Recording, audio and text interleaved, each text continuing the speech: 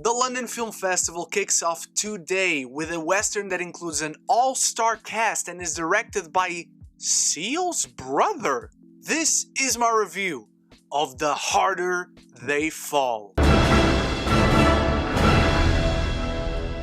Gunning for revenge, outlaw Nat Love saddles up with his gang to take down his sworn enemy Rufus Buck, a ruthless crime boss who just got released from prison. Before I properly start with my review, I want to know your thoughts on The Harder They Fall, if you're looking forward to it, if you've seen it at any of the public screenings in the festival. Let me know all of that in the comments below. Start the conversation, because it's always the most important part. And while you're down there, if you like what you see here, consider clicking the subscribe button so you do not miss any conversation about your favorite movies and TV, and of course all the LFF coverage. Right off the bat, if there was a film ever to be made by the cast, it's The Harder They Fall. The cast makes this movie. Jonathan Majors, Zazi, Beetz, Idris, Elba, Regina King, Delroy, Lindo, RJ Kyler, Lakeith, Stanfield, and so many others, all fabulous in this film. I love every single performance in this.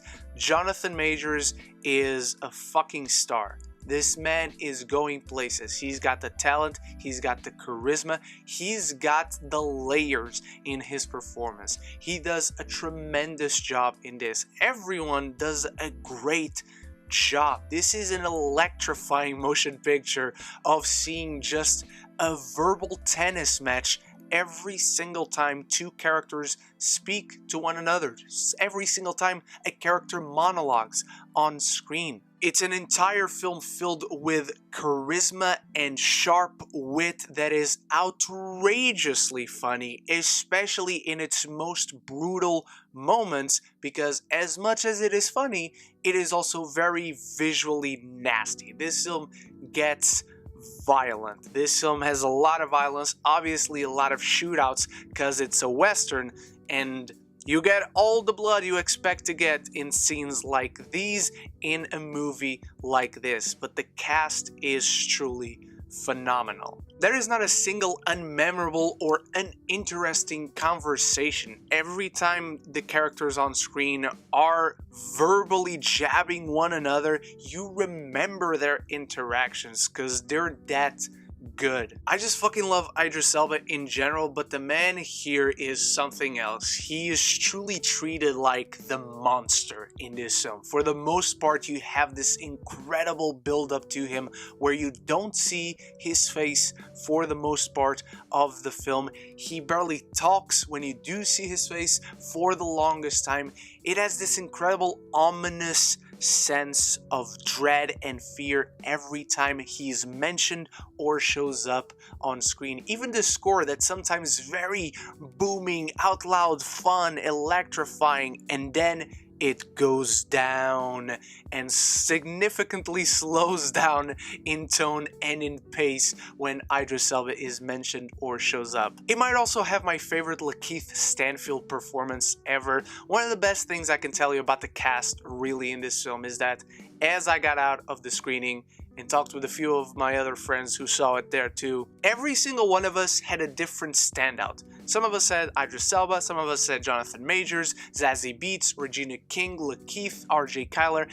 Everyone brought every single one of the names in this film up, and that is saying something. Not only that, the film is shot spectacularly. The cinematography is beautiful in this film. It's gorgeous. It even makes the violent moments look gorgeous. The blood, the red of the blood dripping out of the screen, the colors are insane. The action in general is captured really well, but the visual identity of the film in general is just very well done, so it stands out from the pack, not only of action movies nowadays, but of modern Western films. As far as drawbacks are concerned, where I talked about the cast being spectacular, clearly showing that Jeymes Samuel is a very good actor's director, he has a few issues when it comes to story, and I think the direction and the script kind of hold this movie back a little bit. I can promise you the film has a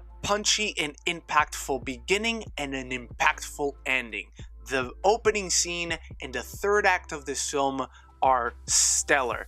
The middle and therefore the bulk of the film is where it dwindles a bit. It just feels like it's doing a bit too much. It's bringing our group of heroes together, it's bringing our group of villains together, and then it's gotta converge these two stories so we get to the meat and bones of the film. But it takes a while to get there. You can definitely feel the runtime of this film at 2 hours and 10 minutes. And one of the reasons is because it doesn't really flow for the most part. It feels very mechanic. It feels very much like we have to do this one scene because the story demands it, and then we have to do this scene to counterbalance that, and you can just feel the script dictating a lot of the scenes that happen in this film and the order by which them happen. So the bulk of the film is where it really hurts the overall product. The charismatic cast, their sharp wit, and the comedic gold alongside the gruesome violence to be found here is bound to satisfy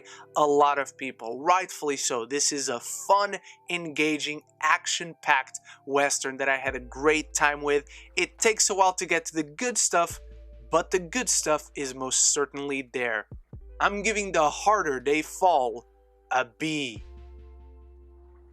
And so those are my thoughts on the opening film for the London Film Festival 2021. What are your thoughts? Are you excited to see it? Are you not? Have you already seen it? Let me know all of that, any and everything about The Harder They Fall in the comments below. Start the conversation. It is always the most important part. And if you like what you saw here, consider clicking the subscribe button so you do not miss any further LFF coverage or any conversation about your favorite movies and TV.